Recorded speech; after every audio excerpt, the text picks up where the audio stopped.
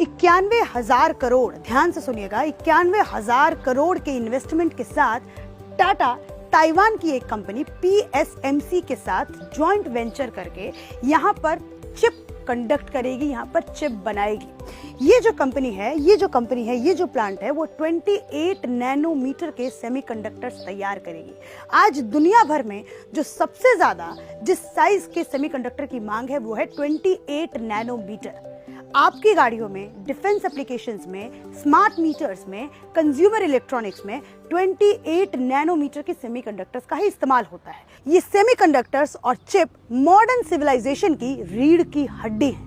पर दुर्भाग्य हमारा ये है कि आज तक 21वीं सदी के भारत में सेमीकंडक्टर्स की मैन्युफैक्चरिंग यूनिट ही नहीं है। आज भी हम सेमीकंडक्टर्स के लिए दूसरे देशों पर 100% निर्भर हैं, जैसे China, Taiwan, south Korea. Covid आया, सप्लाई चेन पूरी तरीके से बंद हो गई। सेमीकंडक्टर्स हमारे देश में इंपोर्ट होना बंद हो गए, जिसकी वजह से हमारी ऑटोमोबाइल इंडस्ट्री पूरी तरीके से ठप, हमारे इलेक्ट्रॉनिक्स पूरी तरीके से ठप। लेकिन आज जब हमारे देश के अंदर ये पहला सेमीकंडक्टर फैब प्लांट डला है, तो शायद इससे हमारे देश में सेमीकंडक्टर्स की जो निर्भरता दूसरे देशों के ऊपर है वो शायद कम हो सकती है। ये प्लांट लगभग 20,000 लोगों को डायरेक्ट और इनडायरेक्ट नौकरियां भी देगा।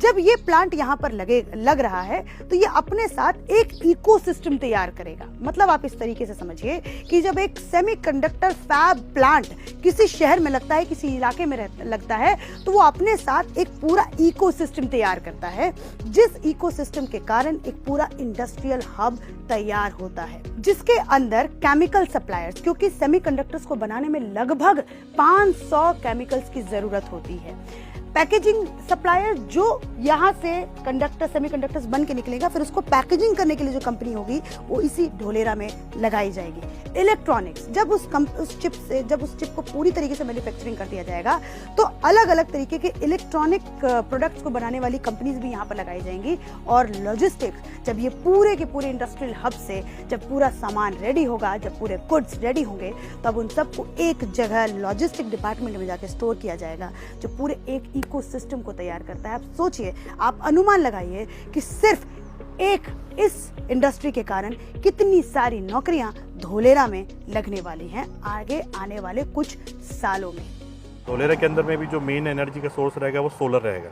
Made in India for the world. Dholera जहां पर सेमीकंडक्टर फैब प्लांट लगा है, उसको बनाने के लिए 24/7 की बिजली की आवश्यकता होती है, और उसी आवश्यकता को पूरा